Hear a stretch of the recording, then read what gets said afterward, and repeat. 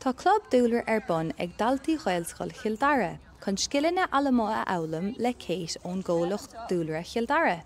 So bhín sprí a going sa club seo, fálamid faoi na anmhatha agus na plandaí sa Dúlra, trí clutha agus gníomhachtaí.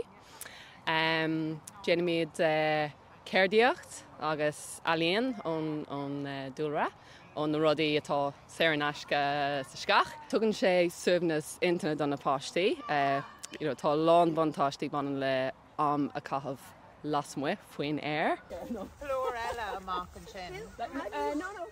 Fálamíonn na páistí chunas bí a dhéanamh donna hain agus chunas tinine a lasa I measc go leor rudaí eile.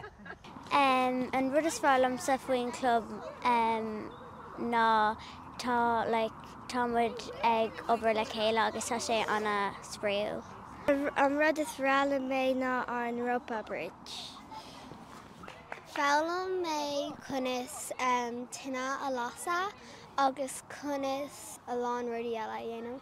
Bhíonn muid ag déanamh rope bridges agus hammocks. Tá sé an das. Tugann an club seo deis donna páistí an timplacht a thuiscint agus conas leas a bhaint as na rudaí atá ar fáil saoire naisce mór thimpealaring.